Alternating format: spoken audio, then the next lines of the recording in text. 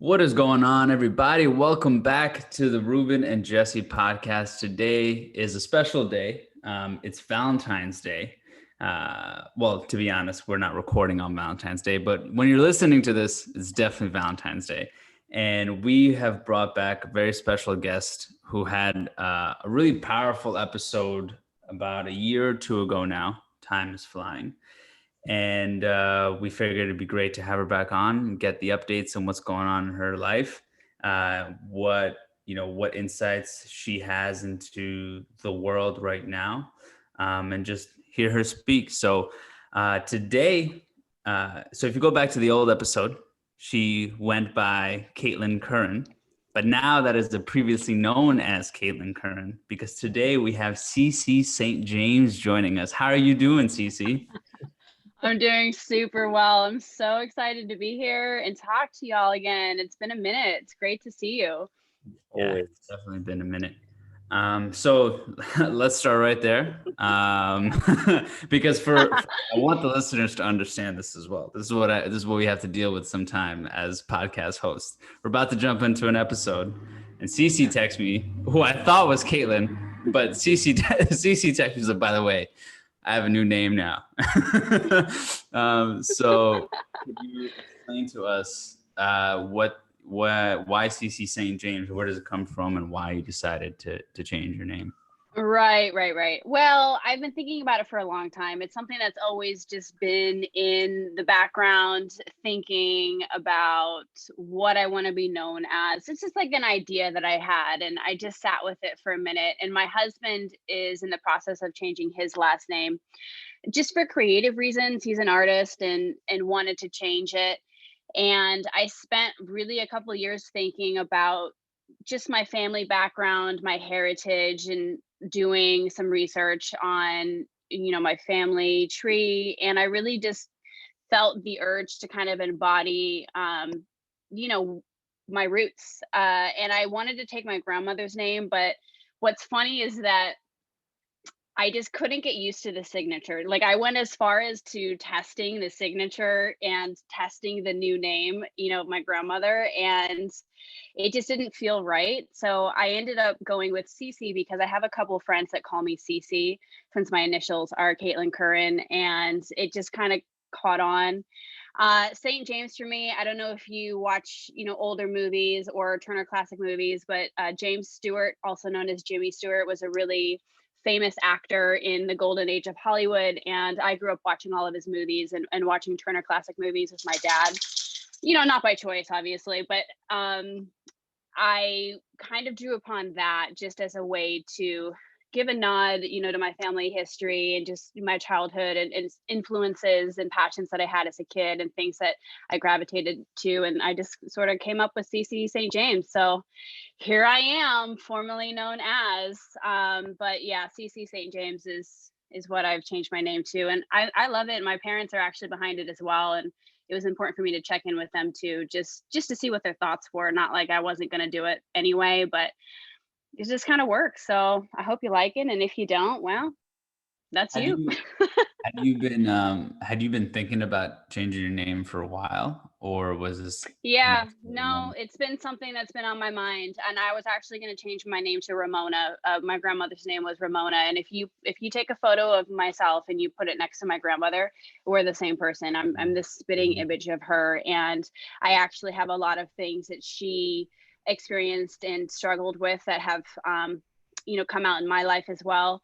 Mm. So there's a lot of that kind of like generational, I don't want to say generational trauma, but there's some emergence of that narrative that has come, you know, up in my life. And I really just wanted to take her name because she's been always a mystery to me. It's not something that was really spoken about when I was a child and I never met her. But again, Mm. um, I really just couldn't write Ramona in my signature. It really came down to like the logistics of Mhm. me writing a signature and like thinking Mhm. about writing this a lot. And it just didn't fit. CC St. James somehow, I just feel like it fits. It just kind of works. So I'm excited to actually, see where that goes and I don't know, it's fun. You can do whatever you want in your life. You can change your name, you can move to another country, you can change everything about yourself and get a tattoo. I mean, the cards are open. You can do whatever you want. So Mhm. I just went for it. Yeah, it's funny you bring up the generational trauma stuff because this is something that Ruben and I actually are going to be talking about tomorrow.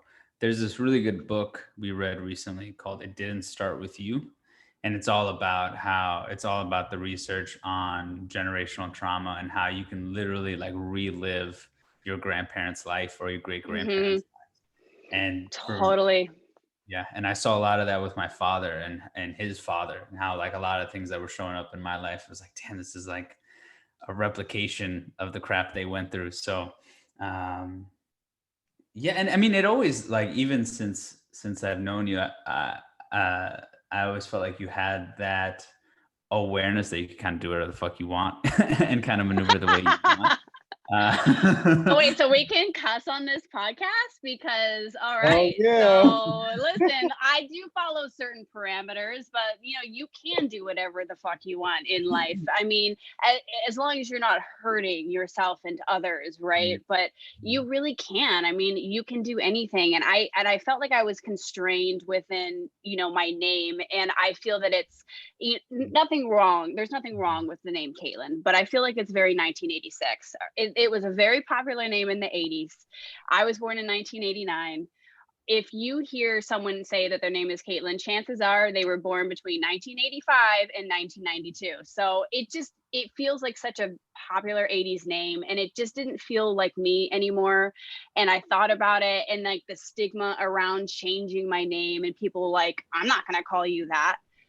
Fuck it, call yourself what you want to call yourself. Change your name if you want to change your name. And actually, I think it's a great way to you take your power back, and Mm. you get to choose how you identify, right? And you can choose how you present yourself to the world. That's your business. That's nobody else's business. So, but I agree with the generational trauma. I'll have to read that book. And it's not that I really wanted to relive the trauma that my grandmother experienced and that I have seen, replay itself in my family. But at the same time, I'm really proud of the things that I've been able to overcome in my life. And a lot of those items and those issues are cycles of abuse and trauma and self-inflicted abuse that I learned as a small child because of the environment that I was in. But I'm proud of the progress that I have made since then and being able to change the narrative. And just because I've been able to change my narrative and stop, the cycle of generational trauma from affecting my life doesn't mean that those that were before me and those that are around me are less than because their journey looks different than mine. So it's important for me to acknowledge that as well. But I am proud of who I am and where I've come from. So Do you see meaning behind name? I know like you go on like these Google things and you're like, where's the origin of, this last name? I know a lot of last names were because like they did that specific job back in the day. So those last names came from them. That's what I learned in the history of swear words, funny enough. Um, and they talk about that history of names. So I remember when I was in college, and I hated my name for a while because it was my father's name. I had a bad relationship with him. He was kind of not in my life. Then when he came back into my life, I was like, where does our name come from? I remember in college, a professor of mine saying, "Oh, did you know that Ruben stands for first son?" I was like, "That's interesting because I'm the first son between my parents. I'm the oldest son between my parents, even though we have all step siblings and whatnot. I'm still the first son." And I was like, "So where does my last name Gutierrez come from?" And I noticed that the root comes from it basically stands for like first king. So I was like, oh, I'm the first son of the king or something like that. If you put my name in total, I was just like, oh, I actually like my name now. So I was like, that whole idea of you that you mentioned is powerful. Like you get to take your power back. Because I always felt with my name, my mom was just lazy. And I asked her, I was like, why did you name me after my dad? And she was like, because I didn't know what to name you when I was in the hospital. So I was like, let's just call him wow. after his father. I was just like, great. It was just a lazy thing. But now I noticed like, oh, actually it's very powerful that I'm able to continue that legacy. While I don't want my son to be named Ruben the third, because that would be weird. And this is not, the 17th century. But I think that there was definitely power with my name. And now anytime I'm thinking of like, we're planning on getting a dog soon, I'm like, I have specific names I want to name them because they have a meaning behind them. So I'm curious to hear, like, does Cece, for you, like historically, or maybe within yourself, does it have a specific definition that means something, whether that's power or success? I don't know, like I'm just making up words, but anything that comes up for you when that name is said, because what are you calling into power, I guess? Right. I think that for me, Cece is a nod to what my real name is and what my birth given name is, and my mother loves my name. That's why she chose to name me Caitlin. The story is that she was on the beach with my dad. They were, in the midst of trying to have me, and a little girl ran by because it's the 80s, like I said before, popular name during the 80s. And I suppose the mother had called out Caitlin, her name, and my mom heard it and she just said, that's what I want to name my first daughter. So for me, Cece still is a nod, back to that. And I respect that. And I think that's a really beautiful thing. But at the same time, I just never felt like I was a Caitlin. I really didn't.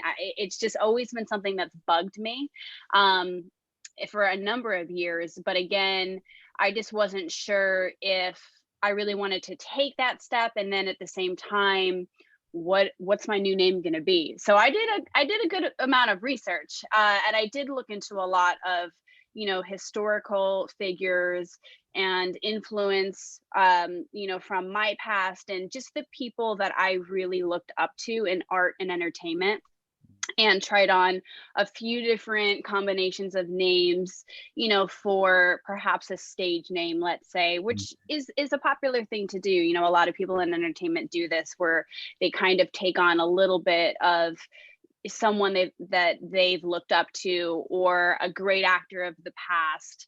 So I definitely filtered through a few of those names, and then really just came back to Jimmy Stewart. But Stewart didn't really sound right to me. So I just said, let's just take James, because his name was James Stewart. And then he is listed for a lot of movies as Jimmy Stewart, huge actor. I mean, if you look him up, It's a Beautiful Life. Rear Window is one of my favorite Hitchcock movies with Grace Kelly. I've seen it so many times, I can't tell you. It's just a classic. He was just a really great classic actor of that era. And so why not really give a nod to that? To movies, which I love, and I'm super passionate about, film and entertainment. And then also that experience of my dad and I, just, when I was a kid, like being forced to watch Turner Classic Movies, which now I'm obsessed with. It's really funny how we kind of come back to our family heritage. Like when we're young, and you kind of touched on this as you were talking, like when we're young, we don't really understand it. We don't want to hang out with our parents. We don't want to learn about family history. We don't want to go to all of the family functions. We get older, and then we come back to our roots, right? We just want to be around our parents. It's cool to hang out with your dad and go have a beer with your dad now. Like, it's just funny how we spend the first years of our lives like really rebelling and trying to define our own voice. And I can only really speak for myself, but as I have gotten older, I've really come to appreciate the time that I have with my family and my connection to my family, and rekindling a lot of the relationships that just were not strong when I was in my youth and I was looking to define myself and, figure out who I was and what my identity was. So it's kind of like a full circle way to give a nod to the past, look to the future, and just to say, fuck it, my name's Cece. Got it? I definitely have had that experience when it comes to like music. Like my parents, especially my mother, is a huge Queen fan. I never understood it. Like throughout my entire adolescence, I just didn't understand why anyone would ever want to listen to that music, other than like "We Will Rock You," because that was like a school thing. And then, and then, like a few years, I'll say like into my 20s, I started listening to Queen. I was like, this is amazing. Like, this is the best music I've ever, like, I can't believe they were able to construct this. So 100%. And so to go back to what you were talking about when it comes to changing your name, Because I still think this is like a fascinating idea. Like I know that a guy Ruben and I follow, Aubrey Marcus. His original name, Aubrey is actually his middle name, but his original name was Chris Marcus. And even just hearing Chris, like when you look at this guy, you're like, there's no way this guy's a Chris, you know. There's like no way that's what it is. And so, and he, you know, for him, it was similar where there just came a point in his life where he was like, I just don't identify with this anymore. And it was it was like a defining transition for him. And I know you mentioned before about this sense of like taking your power back. So can you kind of say more about like now that you are Cece, especially once it's because I know you said you're in the process of getting it legal, like getting it legalized, I guess is the way to say it. What is like when you say take your power back, what does that mean for you? Like what do you get to step into now as a person, or do you feel like you get to embody as Cece that maybe Caitlin really didn't give you the opportunity to? That's a great question. You really just hit me with like a big question. Well, I think there's multiple aspects of that. First of all, you can't just go change your name. You can change it on social media, which I've already done, and I've changed all of my social accounts. So if you are following me on social media, my name's Cece St. James. Legally, you have to petition for a name change, and you have to provide a reason why. It's not just something that you can pay to do, like getting a new ID. At least that's my understanding of it.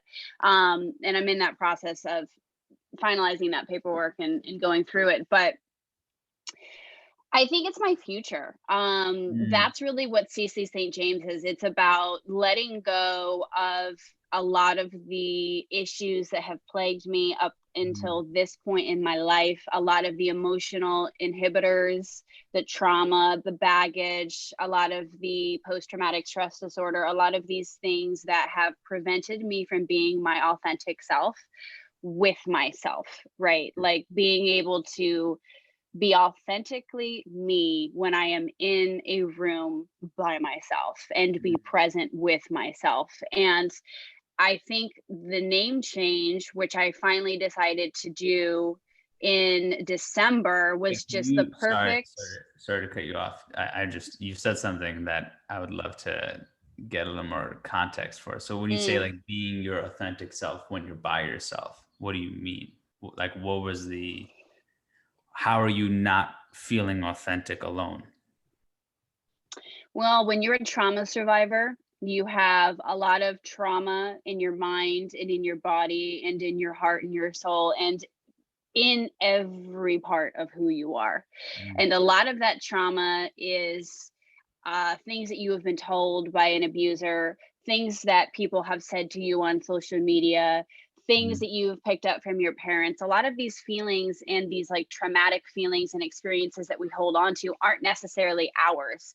They are like this collective negative, consciousness and negative, connotations and words and experiences that have been attached to us that we've had difficulty working through and leaving behind, and they latch onto us in such a way that it becomes enmeshed with who you are and what your your uniqueness is and your core spiritual being is and who is that you. So I have always struggled with being alone and having a lot of depression and suicidal ideations, a lot of it due to the trauma that had become so enmeshed with who I am and that inner child within me. And it becomes very confusing at times when you're trying to work through trauma and you're trying to just live your life with what is my feeling? What is me? Who is me? And what is this trauma and these experiences and these words that have been thrown into my experience but aren't necessarily mine? And how do I separate the two so that I can put aside what no longer serves me anymore and move forward with freedom and positivity? Because it's not easy to do. And when you're, at least for me, when I'm in a room by myself in the past, working through this process, there's a lot of times where I can look back and I just don't know if that was me and if those feelings were really me. And if I was allowing myself the opportunity to be me without all of these other things existing at the same time. If that makes sense. Sure. So what I was saying before is my name change that I decided to do in December. It's a way for me to define moving forward. And I'm moving forward in my life. I'm still a trauma survivor. I'm still a survivor of domestic violence. I've still recovered from drug and alcohol addiction. I've changed a lot about, who I am and the way that I communicate with others that isn't necessarily the way that I want to communicate with others. And I'm constantly moving through life and improving myself as a person and allowing these experiences to help me understand where I could have been better, what I could have done differently, what I could have done for myself differently, and just move forward from this inability to really be myself and allow myself to be vulnerable and be me. And trauma is the ultimate stealer. It's the ultimate it steals time from your life. And this is what a lot of people who don't necessarily experience trauma, thank God, don't understand. It's not something that you go into therapy to work on and then you come out of therapy and you're okay. Trauma locks you in a state where it freezes your emotional intelligence and your emotional progress. And it can stay like that for many, many years until you have the ability to start to work through that. And it's different for everybody.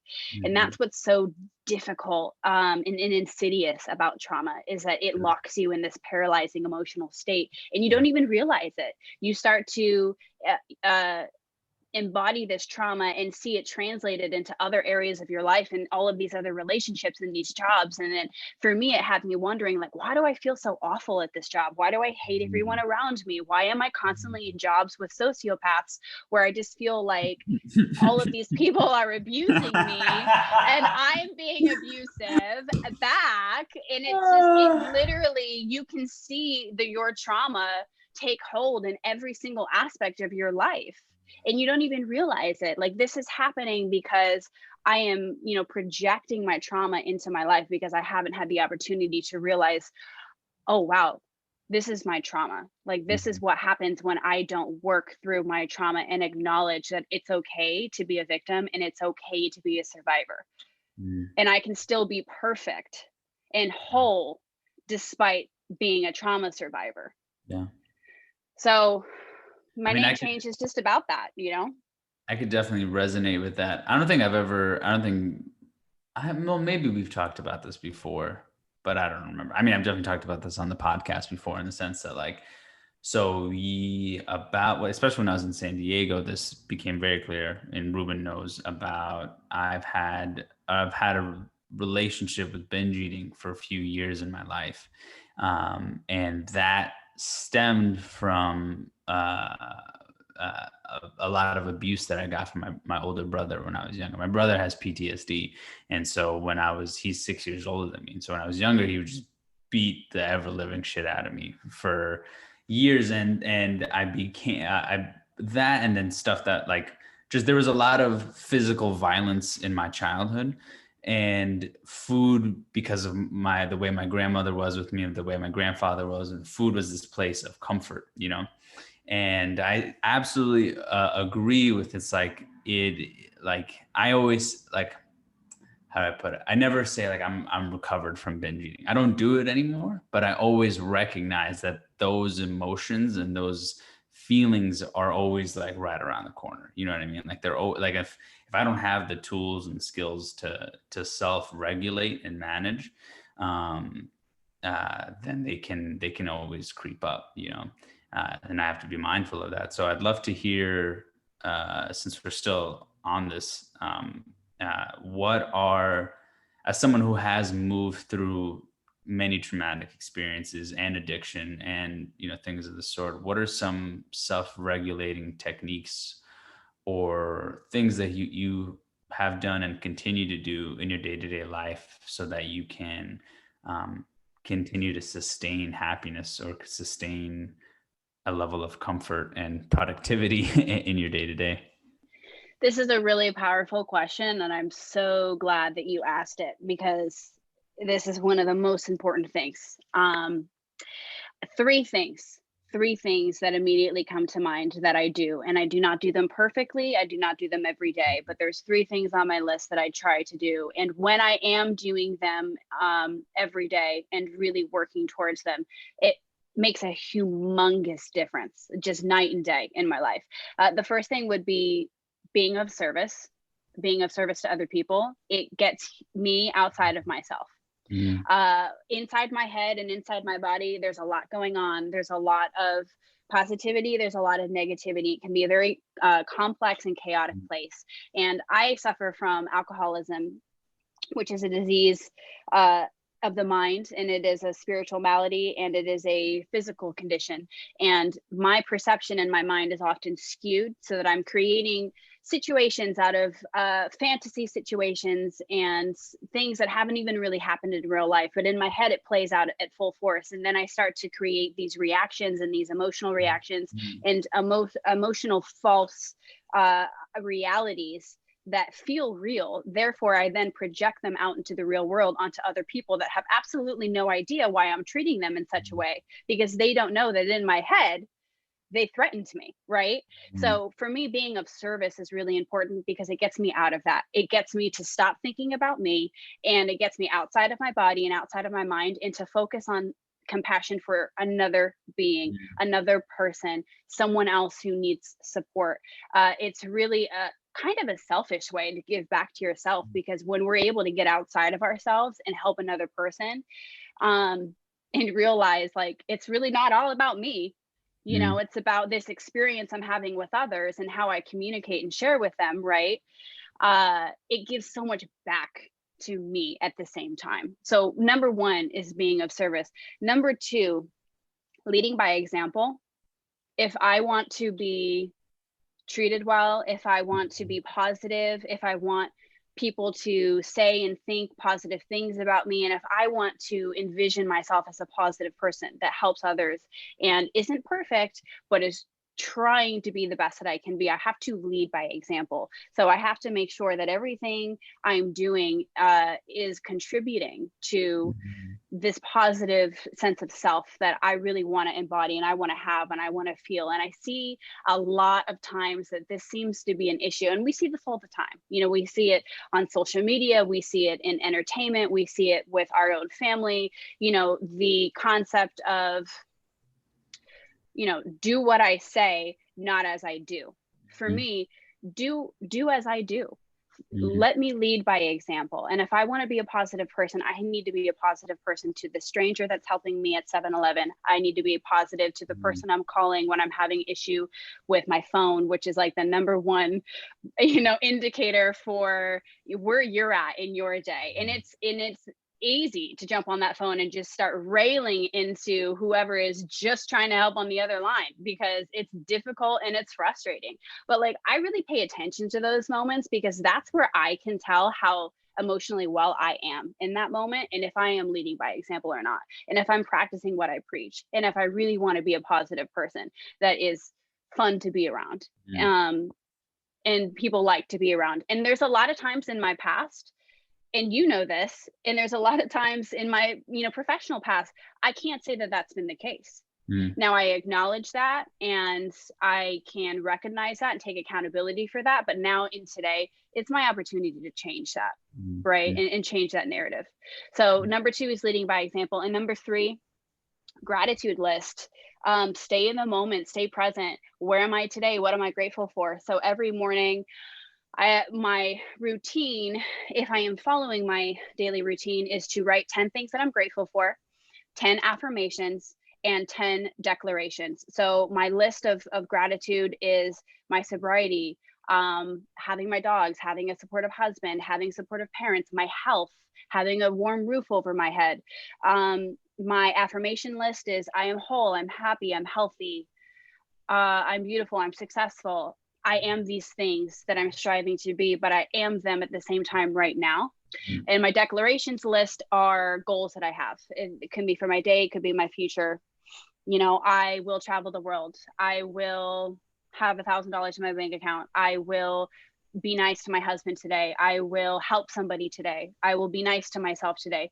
So I do those lists every single day, the gratitude, the affirmations, and the declarations. And I do feel like it's like a personal form of meditation. I'm not a big meditation person. I'm still working on that. Okay. We're not doing the yoga. I'm not doing the every morning. I'm kind of like rolling out of bed, like, where the fuck's my coffee? I can't, like, that's how I start my day. You know, it's like, I can't believe I have to do X, Y, and Z today. Not enough coffee in the world. Just want to go back to bed. You know, the narrative starts to kind of kick off in the morning. Yeah. And those lists are an opportunity for me to stop, come back to me, stay present, clear my mind, and just say how I feel. Then I take that list, I look in the mirror, and I read off that list to myself in the mirror. And that's a big way and an important way for me to start my day in positivity and in self-love. Yeah, I love that. I love what you said about leading by example, because the way I've taken that upon myself is more, it's the same thing, but just framed differently, which is I've come to have a strong sense of responsibility for myself and those people and the people in my life who are there for me. And I think that's another thing to add is, like, you know, you mentioned supportive family, supportive husband. And I found that has been probably one of the biggest contributors to my own like ability to maneuver through life, is having people in my life who are fucking awesome and who just love me and want to see me succeed. And it makes me rise to the occasion of, like, I gotta get up. I gotta, I can't allow myself to fall back into different loops because of the people in my life. So champion that.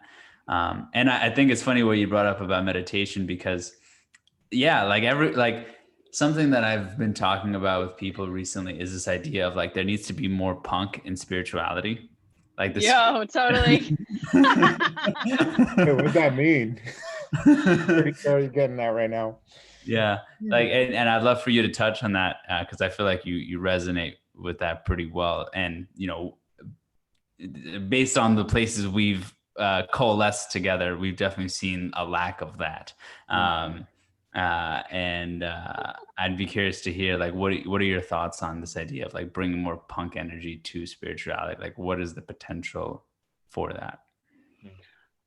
Wow. I mean, if we're going to really talk about how we know each other, we're going to need a whole another day to really get through this podcast. But yeah, more punk and spirituality. I resonate with that so much. First of all, I'm working on just like stretching and trying to embody more of that peace of mind through meditation. But I'm a very active person. I have a ton of energy. Anybody who knows me well will say I'm a bit of a psycho. Okay. I have a huge A+ personality. I'm all over the place. I am passionate about absolutely everything.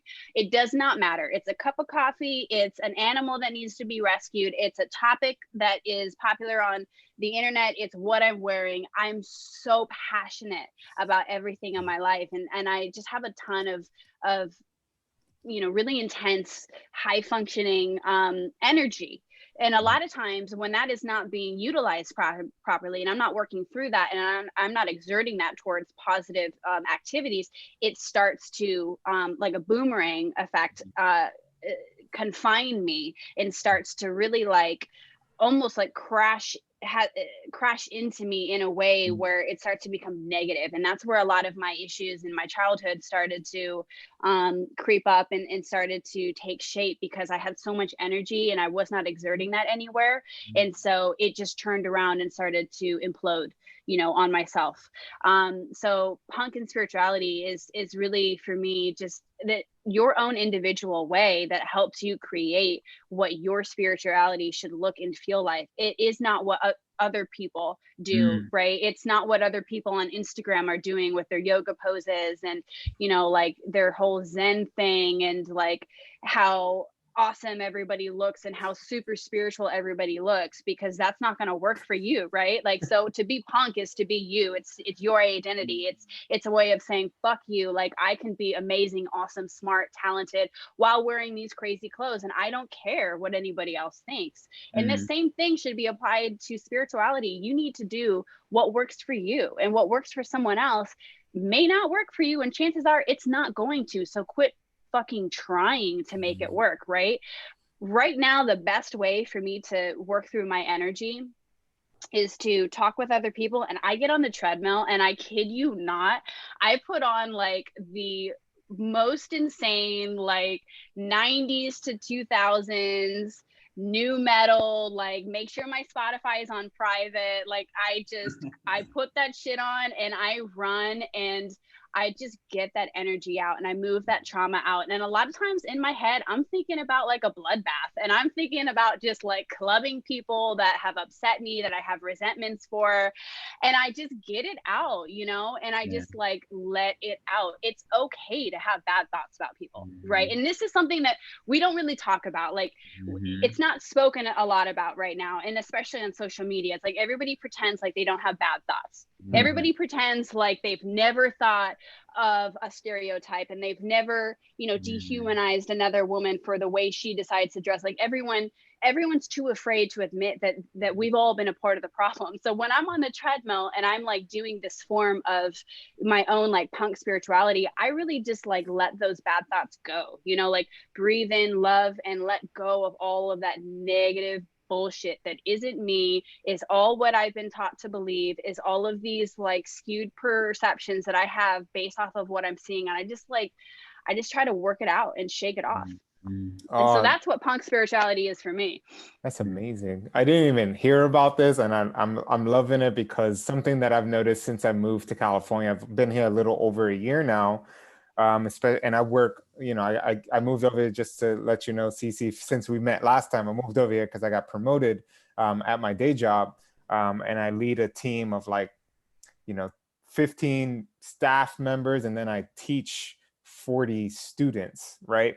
So I'm like, you know, I'm with people all day. And something I noticed when the difference between New York and coming here is that like, there's this like, and you talked about spiritual community in such a great way. There's this sense of like, yeah, like positivity is like the top notch.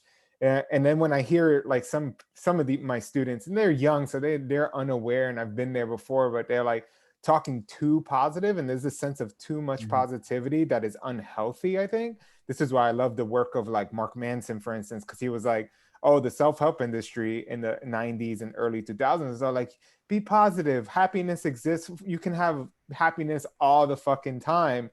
And I was like, there's something wrong there. And I love the sense of Mark Manson, because he talks about resilience and grit, and that knowing that your life is going to have ups and downs, because life is this crazy ride that we all get to take. So, you know, I try to instill that in them as I'm doing my trainings with them, because I'm like, if you're too positive, the day that something bad happens, you will not be ready for it, because you are way too happy here. And I love that you bring that up, that we all have these dark thoughts, because I always say that. I'm like, we all have, you know, I was watching Just Mercy over the weekend with Karina, I'm pretty sure you're familiar with that. And there's something. Yeah, it's a great film. It's a great film. And there's something he mentioned at the end to the whole jury was, we've all done something that will put you in this seat as well. Something along those lines, he said. And I was just like, boom, like we've all done something that if other people knew, they would put us on the hot seat for that, right? We get canceled or whatever the case may be. Or, you know, we have this darkness that exists within us, and all this positivity has been saying, you need to push it out. And it's just like, what if we accept it and fuse it in and use it as fuel? Like you mentioned, go out for a run, and you're just doing that. You know, I love to work out when I'm extremely like tense and angry. It's just like, oh, I need to release this. And you know, you saying that, just like, oh, that gives like more acceptance. More and more people are going to be aware of that, because I think that is powerful, instead of being all positive and trying to be enlightened all the time, especially with the yoga and all those videos. It throws me off all the time. Yeah, and I mean, I think yoga is amazing, and if you love doing yoga, then good for you. I mean, it's definitely an ancient art form. It's an ancient way of being able to move your body and, you know, get connected with your spiritual self. And with other people. So I'm not knocking it It's just not, you don't need to fit into what other people think is right. And Right. the wellness industry and the self-help industry is trying to sell. All right. It's $1 billion industry, and it's topping year after year, and it's growing. And negativity and being vulnerable and admitting that you are still going to have negative moments and negative thoughts is not necessarily what sells, because happy sells, right? Positivity sells. Right. I'm a millionaire, that sells. So we're trying to sell this concept of what you're trying to achieve. And we're looking at people that have, quote unquote, already achieved it, which is like this higher sense of self, where I'm never negative. I don't have the capacity to be, because I'm positive mental attitude. But that's not reality. The reality is you are going to have negative feelings. You are going to have bad days. You're going to have setbacks. You're going to have massive setbacks. You're going to treat people poorly. You're going to treat yourself poorly. You need coping skills to cope through those feelings. And you need to develop coping skills as a child and in social interactions as a child, and you refine them as an adult to figure out what works and what doesn't. But if you don't have those coping skills to learn how to manage those bad feelings and those negative feelings and those false thoughts, because we all have them about other people and about ourselves, we all have those false thoughts. If you can't figure out a way to cope through that and work through that and then let them go, you're going to keep them. You're going to hold on to them. Now they become enmeshed with who you really are. So now you're believing a certain thing about somebody that you developed in the past, and it's now enmeshed itself with, the essence of your relationship with that person and who that person really is. But you don't know the difference, because now that negative thought in that resentment that you created just by yourself, without anybody else's help, by the way, is now what you think is reality.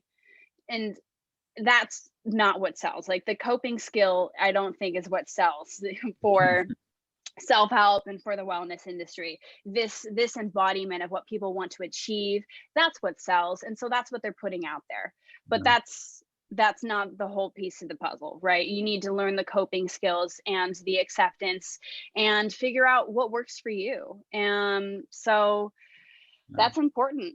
Just Mercy is a really great film that definitely touches on a lot of other subjects that I in my life have never had to struggle with. And I think everybody should watch that film, because it's really powerful, and it really touches upon this whole way in which the system in America and the systemic racism that's built into our court system wrongly accuses and punishes people of color. And I do think and remember that scene that you're talking about is really powerful, because that is something that we can all acknowledge. But the film itself is something that is very particular to the experience of a person of color in America. And it's a really beautiful film, but that was a very powerful scene. And that is something that I can take away, from that movie. And I can take that away and find a way to work that into my life, while I'm also learning about how I need to do more to help others and help the experience of others. And that's what's so important. Takes us back to what we were talking about, like leading by example and being of service. I have the opportunity to be of service, and it does help myself because it helps me learn, but I need to be of service to those around me. And a lot of times I'm of service to people and I don't understand their experience, because I have never experienced it. I'm never going to have the opportunity to experience racism in America, but I can still be of service to people that have, and I need to find a way to be a positive ally. So we're kind of coming back to this idea of being of service and leading by example, right? And we have to choose a way to do it in a way that is positive for ourselves and for others, and is realistic. Be practical about it. Nobody is Jesus. Well, don't get me started talking about the whole Jesus debate, because I'm going to go in a whole nother trajectory with my thoughts on religion. So I'm just gonna another podcast there. But like, you don't have to be the Messiah, right? Just be a real person that's trying to help yourself and help others at the same time. Just allow yourself to have this experience of life, and hold yourself accountable, and say that you're sorry, and make amends when you need to. Like, don't be afraid to say, I fucked up. I wasn't great in that interaction. I wasn't great towards myself. There's like this fear behind cancel culture right now, where everybody's afraid to admit that they have been part of the problem in the past, because nobody wants to have, the jury out on you. Right. And it comes strong on social media. So, but at the same time, like the concept of cancel culture and why this is something that is prevalent in our society is important because we need to hold people accountable. Right. And people need to hold themselves accountable and stop behaving in ways that are not suitable to a positive human experience. But at the same time,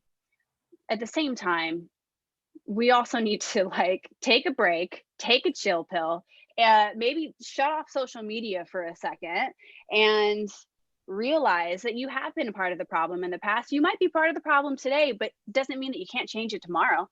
You can stop your day at any point, and you can stop an action at any point, and you can make a decision at any point in your day and say, you know what, I'm going to take a pause, discard that. I'm going to now move forward in a different way. At any point in your day, you have the opportunity to change it. And I heard someone say this, and I don't remember who said this. There are no bad days. There are bad moments, right? There are no bad days. There are bad moments. You have the opportunity to change it as soon as it happens. And that's not to say that sometimes you are just going to have a bad day because you're not going to have the opportunity to change it in that day. And you do need to just kind of go with it sometimes. And sometimes you need to have a bad day, right? But the point is that we do have an opportunity to change things and to apply meaning to our experiences, right? So everything that happens to us are just situations and things that happen to us because that's life, right? When I apply meaning to something, now I'm really identify why this has happened in my life. And only I can apply meaning to that. So those are my thoughts on that subject. So I think I just literally like went over a bridge and just like threw a rock over here and said, touched on that over there and just kind of like, right, but that's how I am. So hopefully something I said there was clear. It's punk, bro. No.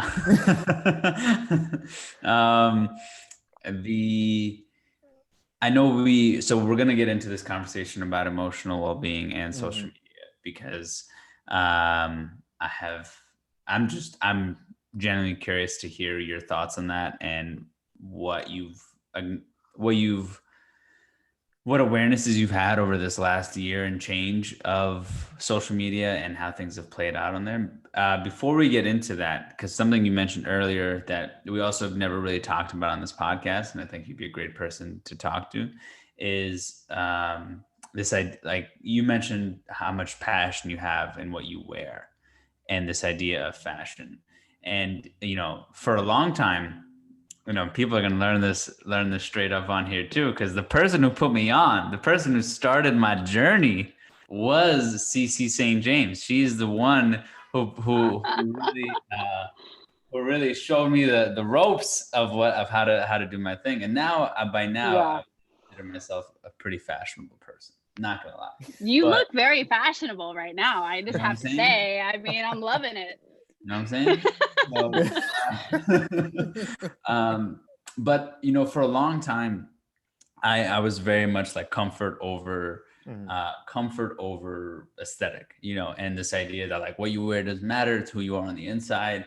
And I just wear clothes because I need to wear clothes, and that's about it, and it took me a long time to gain an appreciation and an understanding of how what I wear affects who I am, and how I act and how I enter my day, all these things. So I'd love to, as someone who is really into fashion, really cares, is very detail oriented about the way things look and the way things are presented.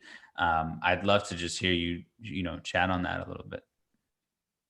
Well, I think, again, it's different for everyone. And I remember that specific moment where you, I think, said, hey, can you help me with some fashion like styles? Or I don't know. I don't really remember how it came up, but I remember, I think I cuffed your jean. Like I rolled up the bottom of your jeans. I was like, all right, we got to get you some of these boots. We got to get you like, this type of shirt. Why don't you do this? And then we like, we went through the whole thing. And I've always loved fashion. I have a lot of fun with fashion. I'm a heavily tattooed person. So obviously I like to wear things that, embody how I feel about myself. And I like to present myself a certain way. And everybody has their own unique way of being able to do that. And some people don't really care. I mean, for some people, clothes are just clothes, and you have like these inventors like Steve Jobs that wore the same thing every day. And that's how they wanted to identify themselves with the world, right? But for me, I've always had a lot of interest in fashion because it's fun. I mean, for me, fashion is fun, and I love to see what other people wear, and I love being like, oh man, like, how did you do that? I would never think to wear my shirt with that sweater that way. And I see that all the time, and I see it on social media too, where I'm like, oh man, that was so cool. That's so creative, the way that that person, made that garment work. I've never thought of doing that. Like, for me, fashion is expression. It's fun. And that's why I founded my business that I'm about to launch. We Let Love In is my social account for it, but it's just about having fun with fashion, but also making sure that fashion is responsible, that it's not creating harm to people that are around me and to other sentient beings along the way, and that fashion is not creating negative response for other people and negative experience for other beings, despite the positive experience that I have with it. So, it's important for me that fashion is really whole that way. I can't enjoy fashion if it created harm for someone else. It doesn't make sense to me. That's a whole nother subject, but to answer your question directly, I've always enjoyed getting tattooed and wearing cool stuff and finding new creative ways to express myself, because that's just what I'm really passionate about doing. And fashion is just a really great way that I'm able to do that and kind of design my persona as I see fit, and wear things that embody how I feel. So that's why I love fashion so much. For someone who is curious, is fashion curious, and is interested in like basically trying to find their own style, because like that was something for me. Like that was something for me that was sort of challenging, which was like, what works, and like especially like finding certain brands that work for your body type or for just the type of aesthetic that you're looking for. It took me a little while to like sort out like, all right, this is like these are the places I can go. This is what works. This is the type of fits that I like. These are the colors that I like. So for someone who would be interested in kind of flowering that part of themselves, where would they start? Oh, well, how do you feel when you wear something? How do you feel? I mean, just start anywhere. Just put on a shirt, put on a pair of pants, put on a pair of Reeboks. I mean, borrow some clothes from your friend and see, how do you feel? How does it make you feel? That's my approach to fashion. I like to wear things that I feel good about and that make me feel good. Like, I love wearing baggy Dickies and, like rock tees. I feel good when I'm in that outfit. I love to see people wear beautiful dresses and like these mini skirts and these like tight cocktail dresses. Like, I love them, but I don't necessarily feel good when I wear that stuff. So I don't wear it. I have a couple things that might fit into that category that are in my wardrobe, but I just feel kind of awkward when I'm wearing like a really tight like cocktail dress. It's like not really me, so I'm not looking to buy a bunch of cocktail dresses because I just don't feel good when I wear them. So for me, that's my approach. It's like, and that's where to start. Try a style, try a certain popular pant trend, try like a hair color and see how you feel. And if you feel good, then, keep doing it. And then you kind of learn a little bit more about that trend or about that brand or about that style. Like, once you kind of start, right? And then you can just keep finding new things that you feel good about. But if you don't feel good and if you feel uncomfortable, then, don't try that one particular thing. That's my approach to it. And for We Let Love In, can you give a little more context as to what that is, what that's going to be? Yeah, totally. So Let Love In is a concept that I started while we were still working together in 2018. Oh, do So, you really? yeah. Yeah, I made these pins, punk rock always. We got to bring it back to like punk rock roots. So I have these pins that I still have that say "Let Love In." That concept for me, it's really just about what I was touching on before. It's about universal love in what we wear and how we feel about ourselves. So I'm a huge fan of fashion, and I always have been. But I think that there's a huge issue with fashion, and that industry has a lot of plaguing aspects to it, and it creates a lot of waste and a lot of harm on a variety of different categories. So Let Love In for me is an opportunity to explore ethical fashion and vegan fashion, and fun without harm.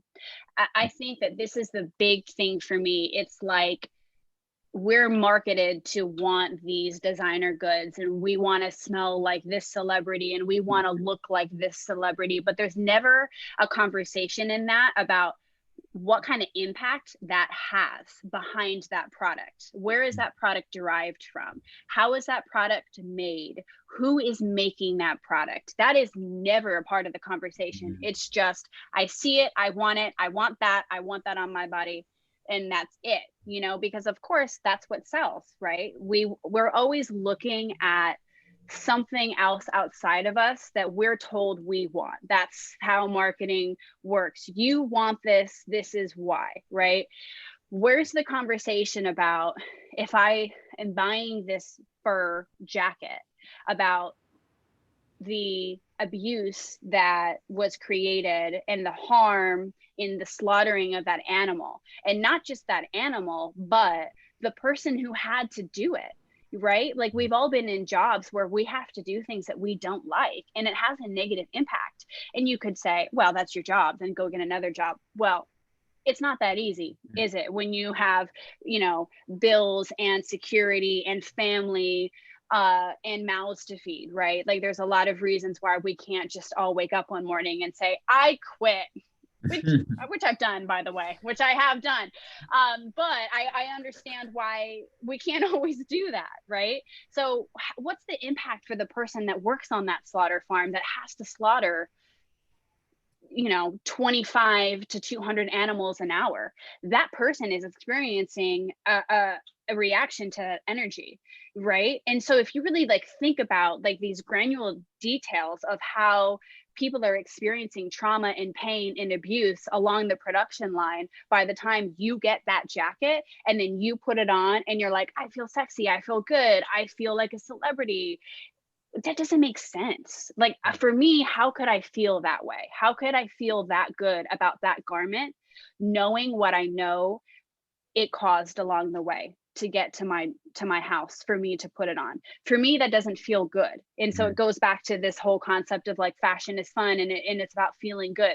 I don't feel good that way. I don't feel good knowing about what happens to animals in the dairy industry, and I don't feel good about the nitty-gritty details and abuse that happens, and just how toxic and insidious it is. And so I don't put dairy in my body because I don't want to support it.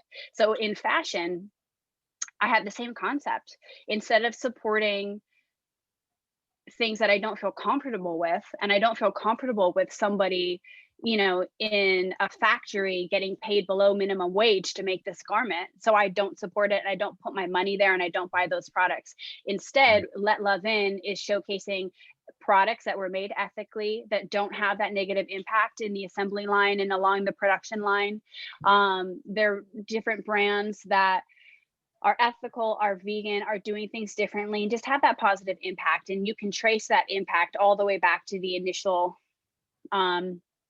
first step of the process, and how that garment or that product was created, and all along the way it needs to have positive impact. And we're not talking about saving the world. I'm not talking about products that are people are like, I'm so happy I made that jacket today. But I'm saying we're not creating negative impact. We're not slaughtering animals. We're not supporting people getting paid below minimum wage.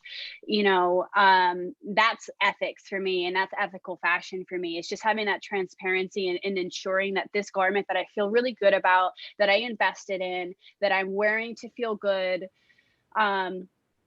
doesn't have that negative connotation and that negative impact, and I'm not contributing to that because I chose to buy this garment. And that's what We Let Love In is, because we let love in, right? I'm letting the love in, I'm embodying it, I'm then giving it back out. And so it's like this circular form of, action, and that's why Let Love In has always been my passion project since I started it a couple of years ago. And it's been like a slow process of, figuring it out. And I had to do a full redesign, and I had to, just readdress where I was going with it once the pandemic hit. But that's what it's about.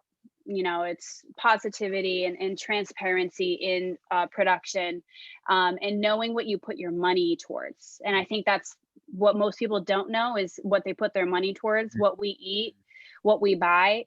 Do you really know what you put your money towards and what your money supports? Most people will say, well, like, I don't have any control over how meat gets to my table. Like, I'm just one person. I don't have control over it. That's completely false. That's something that you have been taught to believe so that you continue to fund that industry and the private sector companies that control that industry. That's just your conditioning. The way that you change that is you say, I'm not going to buy that, and I'm not going to put my money towards that. Right? If you're putting your money towards something that's positive, that you feel good about, you're going to create more demand. People around you are going to see that.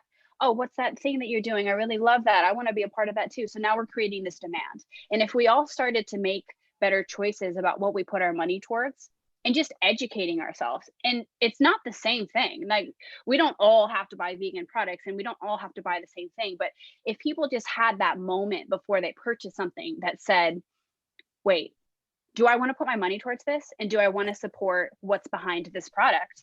You would see a lot more ethical products and positivity behind those actions, because people would be thinking about what they're buying. And that's the exact thing that these companies and these industries don't want you to do. Mm-hmm. And that's why it's hard to find out about what's really happening on these meat and dairy farms and what's really happening in these fur farms. They don't want you to know these things because they don't want you to have that second before you buy, because the second before you buy is how they make money. That's why you put money in your cart when you're online shopping. You have an emotional, visceral response to the things that you're seeing. And the more seconds that you have to think about it, the less likely you are to buy. Mm-hmm. So it really all comes back to that. And so just for clarity, so Let Love In is going to be a space of awareness for different brands and companies that are doing things right, and whistleblowing those who are not. Yes. No, I'm not whistleblowing. I'm just showcasing, the products, the people, the activism that is a part of the concept of Let Love In, and is a part of doing things differently and making sure that there's transparency behind each and everything that we do, and that we think about our choices. It's just about thinking about your choices. And so I'm not about to whistleblow what is really out there, because I do that on my personal page. So anybody that wants to come onto my Instagram and see, videos about what's really going on in the meat and dairy industry, like, feel free to come on and see that on my personal page. But I really want to just highlight the good that people are doing. And I want people to be really impacted by that, and encouraged by that, and excited by that. And at the same time, we do have a duty to educate people about why we're making these decisions. We can't just hide how we've come here, because awareness is what causes change, right? That's what promotes change. People become aware of something and they're like, look, we need to change this. Let's get together and let's change this. But it's just a platform for lifestyle brands, fashion brands, to really meet activism and start to promote, doing good and giving good back out, and wearing clothes that make you feel good. Because for me, it's like one and the same. And I think it's really important to give activism a place to be seen and to be heard, and learn more about it, because we choose what we wear because we want other people to see it. Activism depends on more people getting involved so more people can see it and more people can be educated by it. And the more that we give space and amplify the causes that we care about, the more that awareness grows, right? So for me, it's like one and the same, like fashion is activism, making choices for good and like taking that pause and thinking about things, like that's a form of activism. That's a way that I take control and my power back in my choices. It's like a form of activism, right? At least that's what I feel, and that's why I've created this platform, Let Love In, which I'm going to launch in the next couple of months and just see where it goes and see how it takes off or doesn't. And if it doesn't, we move on to the next thing, and just figure out what else we can do, because that's life.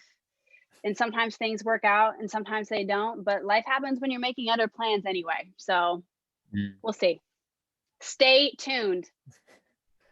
I just wanted to, I know we're moving on to the next thing, but I wanted to just comment on that, because I think it's funny how you're saying like you want to make sure that there's this sense of transparency. And I always had this idea of like, I love to research companies. Like, I don't know, I eat eggs, for instance. So when I eat eggs, there's only one brand I buy from, because I know that when I studied them, I researched them, they actually explain like, this is how many acres we have. This is the pasture raised chickens. Like, this is what we do with our chickens. They're like family. They provide a little note in each carton that's like, your eggs were from, and they even name their hens, like all these things. So that's just one example. But lately, I've definitely been the whole idea of like vote with your dollar type of thing has been. I'm not perfect. It's very difficult, because as you mentioned, they make it really hard to see where these things are coming from. Your products that you put in, when you go out to a restaurant, you don't even know where you're getting it from. Like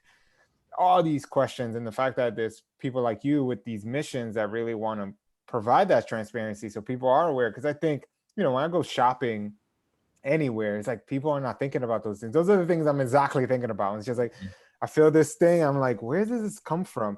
Like I remember because of you, Jessie also put me on the whole fashion thing. so it kind of went down the line. It went down the line. And one of the brands that we love was Buck Mason. And there was one thing I noticed is like, oh, they make it in America. And I really wanted that. Like, I was really interested in like, stop getting your products from China, because of what you said. Like, they're getting slave wages out there. I mean, I lived there for a year, so I was hearing about this all the time. And I was like, no, I don't want to buy stuff from China anymore. Like, I don't want to. And then recently I bought some clothes from them, and like half of it was made in America and half of it was made in China. And I was like, why you made this in China? Like, so I was just like, it's hard, because I'm like, who do I reach out to ask that? Like, what happened? Like, you guys had everything made in America and something happened along your production line that caused you to go back to going to, and you look at H&M now, for instance, they make a lot of their products in like Indonesia and all these other places. So they're like, oh, y'all expanding. But like, I don't know, these questions come up and it just blows my mind. And I'm so happy right. bringing that up. You know what? But before we move on, I want to say one thing is that you brought up a really good point. It's like this concept of made in China. And first of all, it's not like a Chinese problem. And I think that's important to make that clarification, because we're conditioned to believe that it is, right? And all things that come from China are bad. But that's not the case. It's just that that's the economic hub for these, industries to and that's how that economy makes money, is by being able to produce in China. So there are really great products and ethical products that you can feel good about that come out of that economy. However, at the same time, the fashion industry and a lot of industries produce in China because of the things that you touched on, because it's cheaper, because there are those factories, because the government, funds those factories, and all of these political concepts that tie into, why some people have a negative connotation with things that come out of China. But it's not just that. It's an industry problem. Blame the fashion industry. Okay, because the fashion industry has the power to change it. And I'm not saying that you have the wrong idea at all. I'm just calling out because you brought it up, this made in China concept, Right. because we have the opportunity to do things bad in America too. I mean, take a look at, the way that our system is set up and the way that racism is approached in America, and then all of these things that have happened, over the past year to year and a half. Just because it's made in America doesn't mean it's good, doesn't mean it's positive, right? But again, I'm so glad that you brought that up, because like you said, like, you like to research products and you like to find out more about, where they're made and how they're made. And this is the one thing that a lot of these industries don't want you to do. They don't want you to research. They don't want you to find out. They want you to think that, oh, made in China is bad. Well, some of these companies do. Most fashion companies are still practicing really poor production quality value and protocols, and because that's what feeds into their revenue. Their bottom dollar depends on doing things as cheap as possible, and there are some factories in China that allow you to do that. But again, it's like, let's really research our decisions and really think about our decisions, right? Because sometimes we think that we're buying something that's really good when it's actually not. And sometimes we're staying away from a certain product because we think, oh, it's made here, so it must be bad, or oh, it has this product in it, has this ingredient, so it must be bad. Oh, it's supported by this celebrity, so it must be bad. And again, this is like conditioning, right? Just do your own research. Like, jump onto Google, jump onto like a free host search engine. If you're not a Google person, like, just do your own research and read articles. But when you're reading those articles, make sure you also pay attention to who's sponsoring that article, right, and who's behind that as well. And it's super easy. People are like, oh, I don't care, it's too much work, I don't have all the time for that. It's really not that difficult. I mean, if you're just looking up one item, when you're at CVS to see if it's cruelty free, like, you can get the answer within 60 seconds or less. That's the power of social media and internet. So I'm just really glad that you brought that up, because it's important to comment on that as well. Yeah, and I think it ties back to what we were talking about earlier about this idea of like taking responsibility and leading by example. It's like, yeah, I too acknowledge that it does take more time to do the research, and it is an inconvenience. Like, you're actively inconveniencing yourself because you're like, I can't just go buy this thing, or I can't just go buy that thing. Like, I'm because of my value system, I'm choosing to live differently, and in the hopes and in the effort that things will change because of my action. And that speaks to a lot of people who think that they don't have power. A lot of people who think that there's this elite group of people that will that hold all the reins, and I have no power to make a difference. And it's like, no, you actually do. Like, every moment that you choose to do something differently will shed light on someone else who will be like, well, why are you doing that? And maybe they'll change, maybe they'll do things differently. So I champion that as well. All right, well, to the last segment of the show. How many topics have we hit in the past 45 minutes? Was there anything that did not get covered? Like, hey man, we're breezing through. So let's talk about social media, because what a year for social media and some change. As someone who is vocal on their platform, as someone who is like bringing truth to power and is not afraid to, shine a light on things that are an issue, and not afraid to talk, unapologetically about, things that are going on in the world. And yet someone who, because my problem with a lot of people who deem themselves as activists or deem themselves as thought leaders tend to have a biased agenda, in the sense that they're like, you can only hear my opinion, and pretty much propose their opinion as gospel, and are afraid to acknowledge other people's opinions, or afraid to acknowledge different standpoints.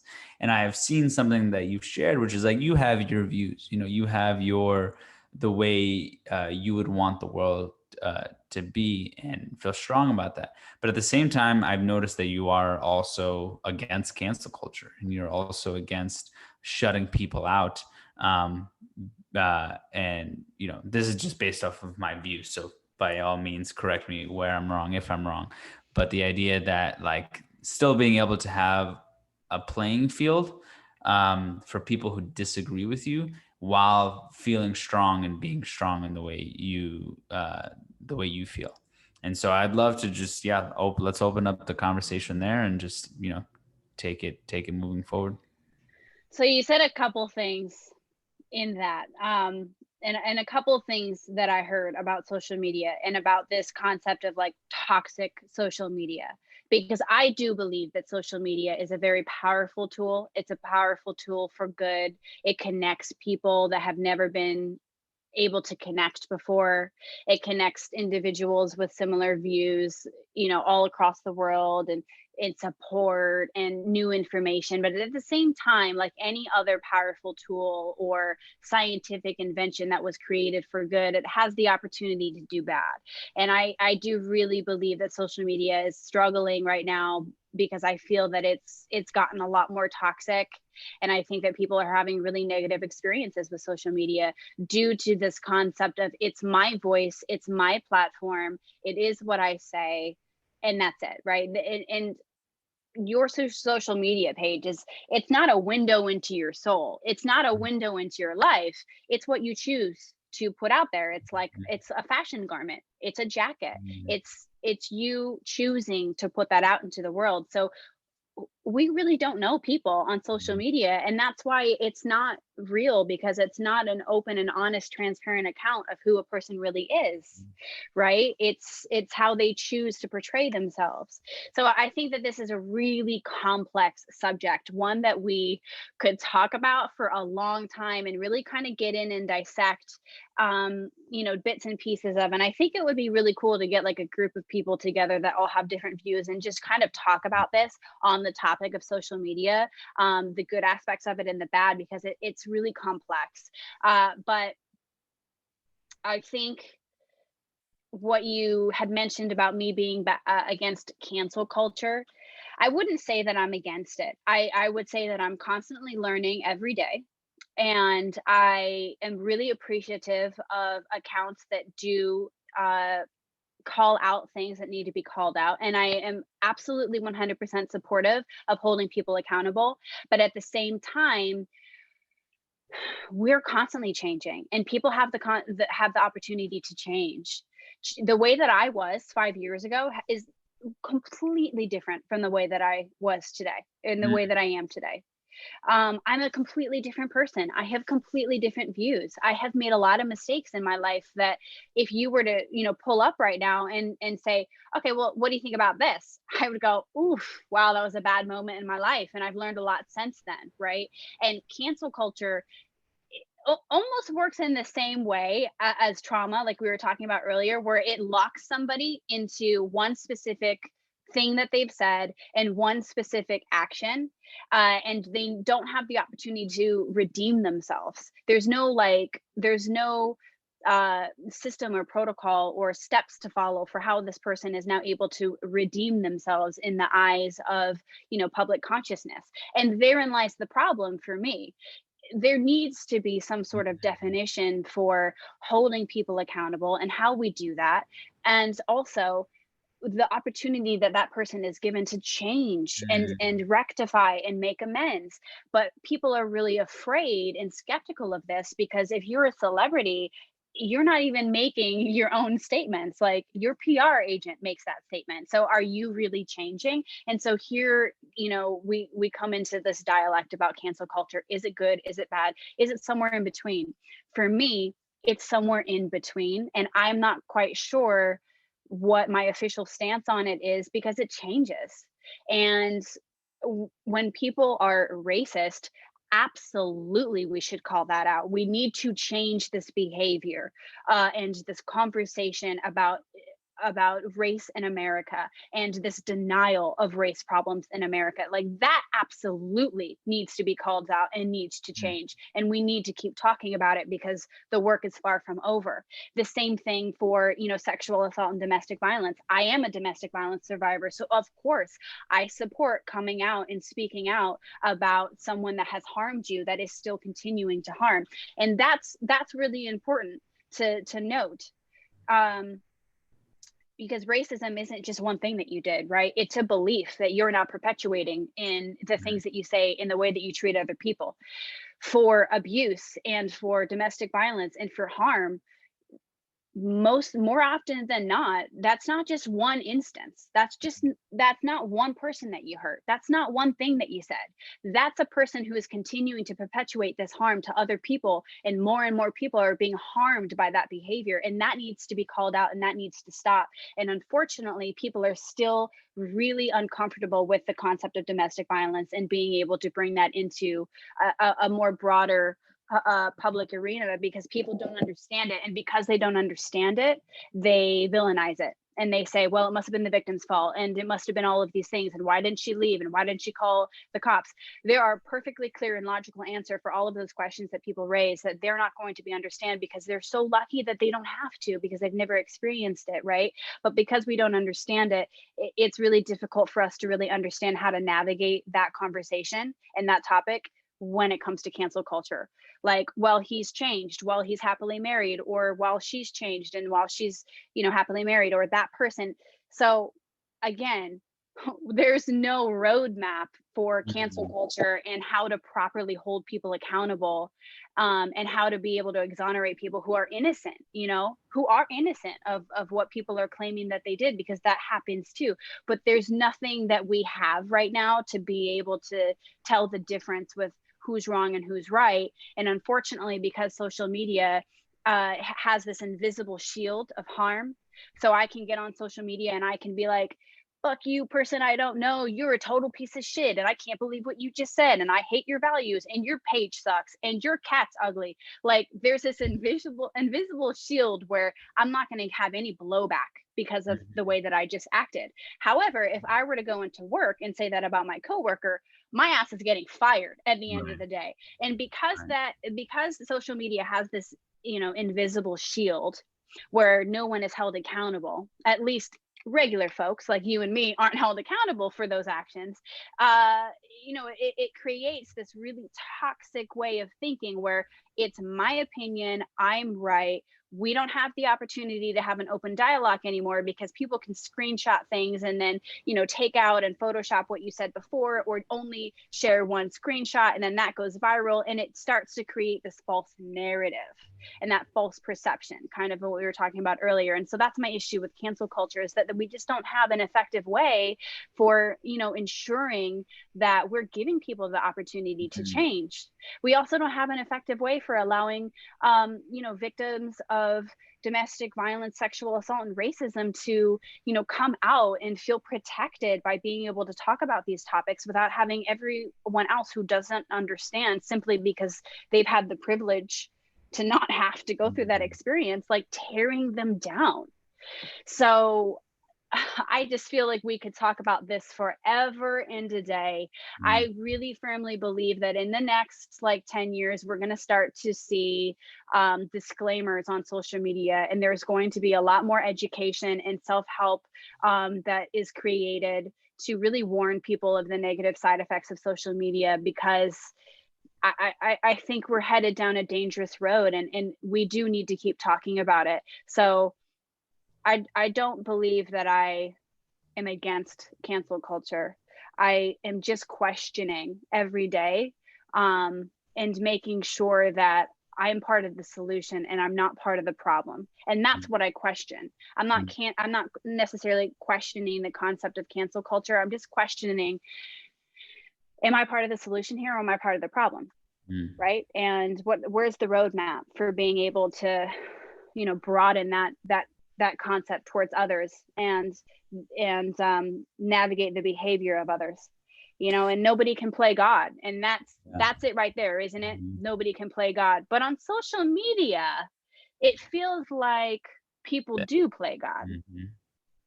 Well, right? that was what I was about to bring up, because what my concern is the fact that um, the I would say social media is sort of like its own country, like the way it operates, it's its own world, it's its own land. Planet.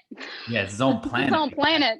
Right. You got a country, it's its own continent. Like, and the fact that there is so much power that lives on there, and there's like, it's so deeply intertwined into everyone's life. And unlike the earth, which you can kind of say there is, but there are private companies that control what goes out on these platforms and how things get communicated on these platforms. And so I guess, to clarify, but you raise a really important point that I'd love to talk more about, is when I was thinking about cancel culture, I was more thinking about the censorship and the that is happening across the board, and how there are people who get to be anonymous in choosing who gets to voice their opinion versus who doesn't get to voice their opinion on all sorts of different topics. Now, but that's a different conversation. Now, what you bring up as far as like cancel culture and being able to cancel someone or call someone out while allowing for redemption, it's almost like there needs to be a sort of judicial system created for social media, and I'd be Yeah. curious to know, so because it seems like this is obviously something you're thinking about, right? So in your perspective, like, if you had the power to make change, how would you create an environment? Because I completely agree. I feel like not just on social media but in life, like, for people, like, ostracizing someone never works, you know what I mean? Like, and at times, like, yeah, they could do a really horrendous thing, and there comes a horrendous repercussion for that. But more, I would say, if we look at the majority of the time, people who've done bad or seemingly bad things, if you just reinforce bad things upon them, they're not going to be like, well, I'm going to be a good person now. They're just going to be more of what got put them in that situation in the first place. And um and so I'm 100% aligned on that. So yeah, how would you, if you could, how would you see us creating things on social media where there is that it translates to, hey, this person did this thing, and we're going to give them the floor. We're going to have opportunity. And podcasts is really, I think, the future for that, and in many ways, because of these, like, we've been on here for almost an hour and a half. You know what I mean? Like, this idea of having long form conversations and giving people the opportunity to have a discussion. That's something that I've been thinking about, is like, okay, how do we create those types of connections where, like, if someone's canceled, well, okay, where is the platform that they get to be on to express their version of that story, or get questioned, get put in the hot seat, and see what comes up. So I'd love to just hear from your perspective what that's like, what that would look like. Yeah. Again, I heard so many things that you said where, um, oh, there's so much to dissect. It's like, damned if you do, damned if you don't.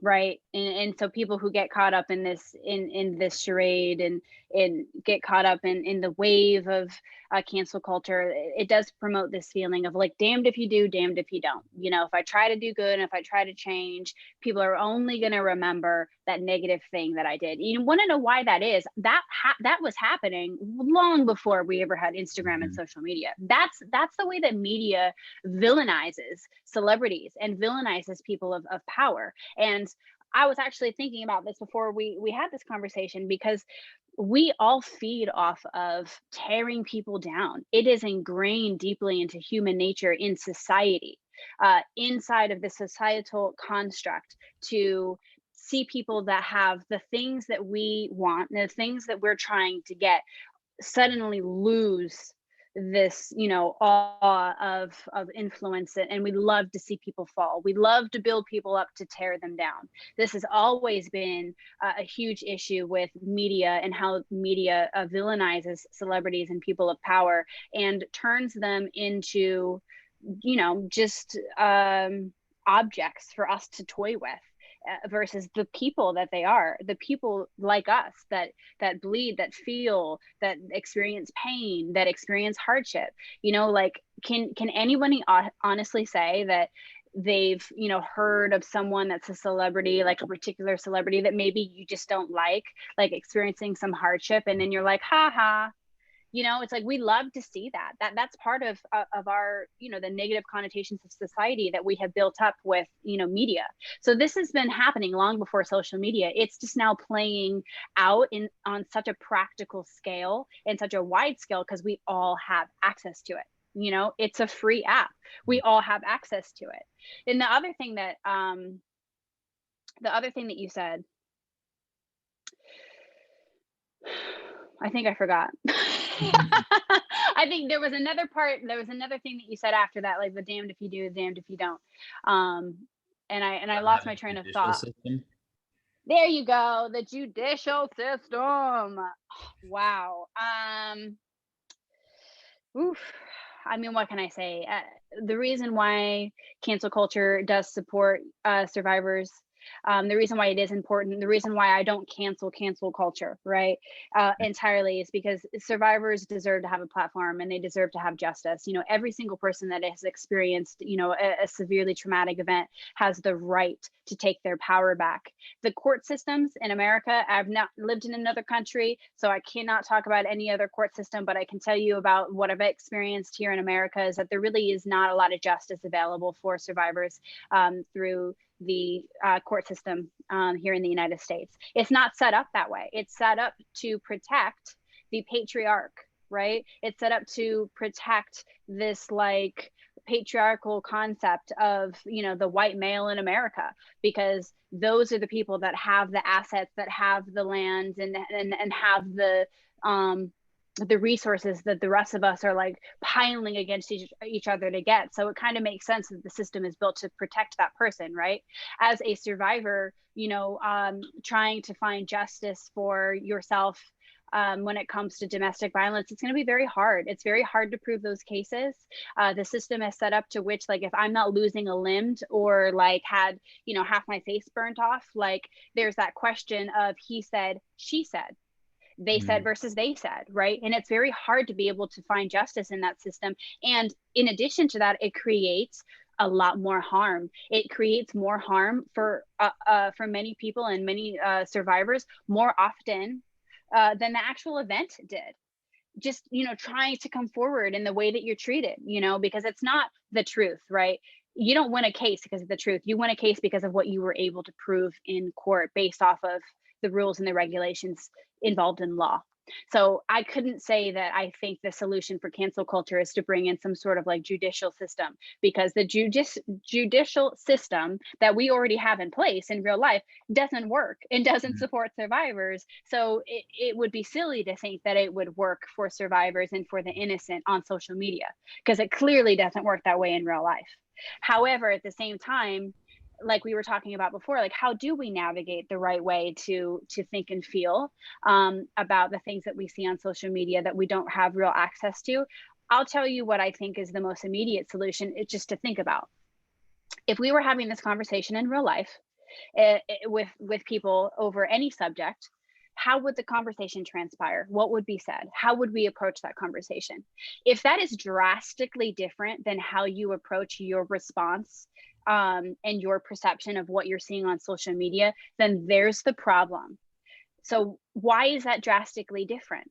Why are we attacking each other and saying these really awful things to each other on social media, when in real life, I would probably say, whoa, that thing you just said there, wow, that really has me feeling a type of way. Like, can we talk about it? Like, can you see how fucked up that was that you just said? Like, and that was really fucked, but let's talk about it, right?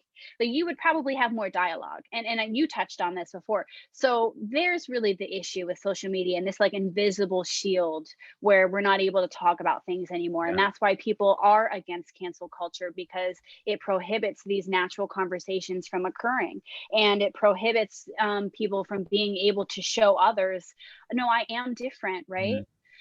I think I will end with this. You know, when it comes to social media and when it comes to like these companies, you know, censoring certain voices and certain people, you really have to ask yourself, like, regardless of what you believe and who you support, when it comes to Donald Trump losing his access to Twitter and being permanently removed from Twitter, you know, I support that because I believe that he was inciting violence on his Twitter, and he was creating a lot of trauma and violence through his actions. And I believe that he knew exactly what he was doing. That's my belief, and that's my perception of what was said on his Twitter account. However, you do have to question, you know, the First Amendment in this country and everyone's right to free speech and right to express themselves in a way that is not going to be received by everyone. Now, for me, it's different because I believe that he has the awareness and he chose to say these things and behave this way, and he chose to incite violence and create harm for a large demographic of people. However, you really do have to question the whole concept of censorship and social media with that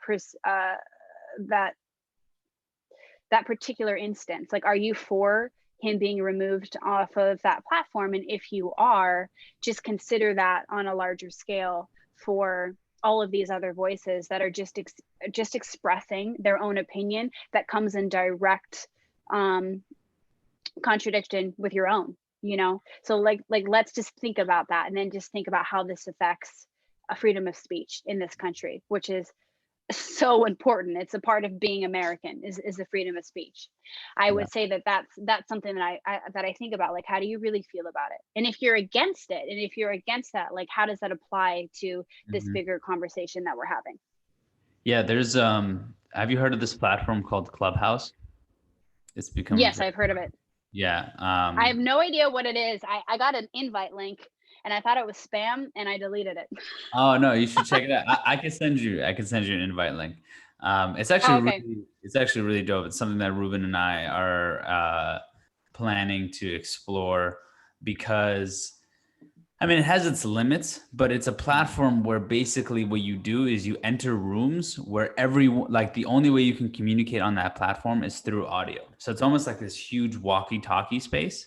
And so there'll be different rooms, right, based on different topics, right? So the topic could be like, the topic could be, tell us the first time you get a tattoo. And then everyone in the clubhouse is now sharing their story about having a tattoo.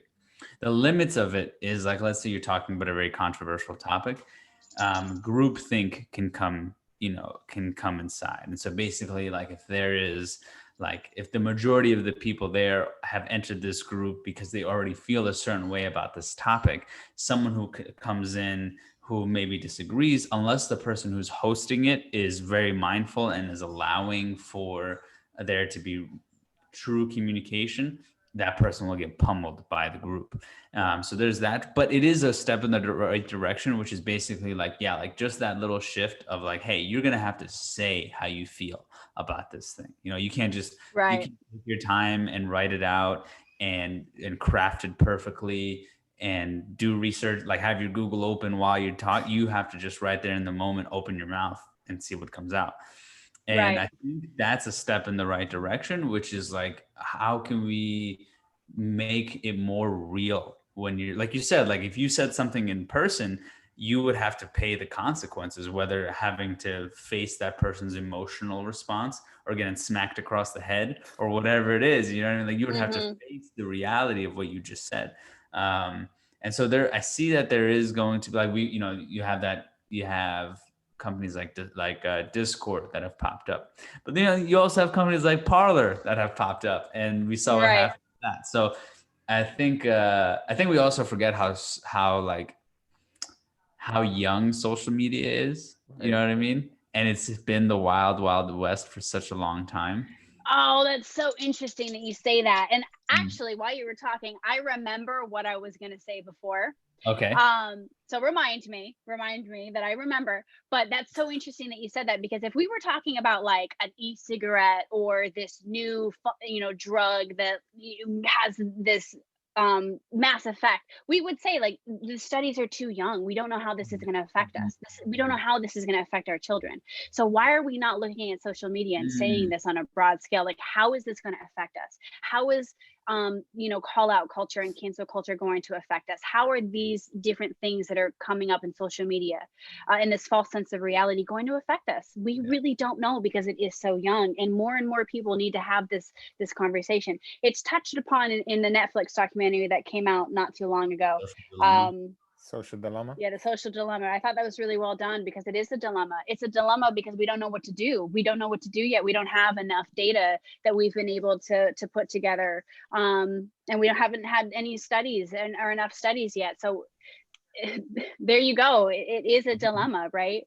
And that's why I said before that I'm not against cancel culture. I'm a survivor, and I support people that need to come forward and take their power back on that platform. But again, I do find a personal dilemma in just understanding, like, when I'm a part of a problem and when I'm a part of the solution, and like just struggling to understand what I do know. And this is what I wanted to say, which I remembered, was we make decisions based off of what we know.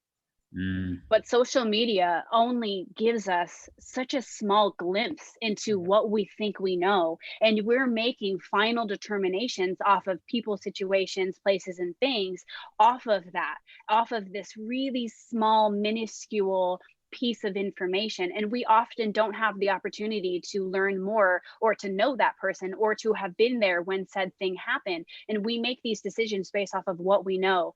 But if what we know is based off of just this small part of a much bigger picture, then are we part of the solution, or are we part of the problem in making a final determination on that? So anything that I've said, in our conversation, like, that's just my experience. These are just my perspectives and things that I have learned in my life, and things that I apply to my life. I am not here to tell anyone how they should live their life.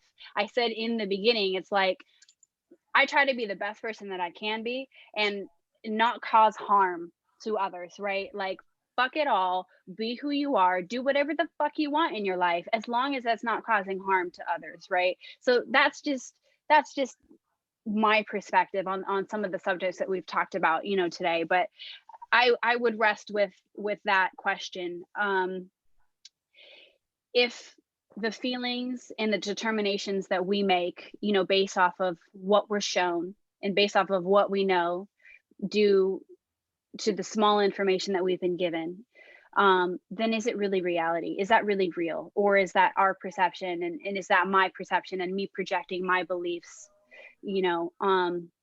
onto something? And is that real, or is that not? Or is that a dilemma? Or do we keep talking about it? I'm going to rest with that.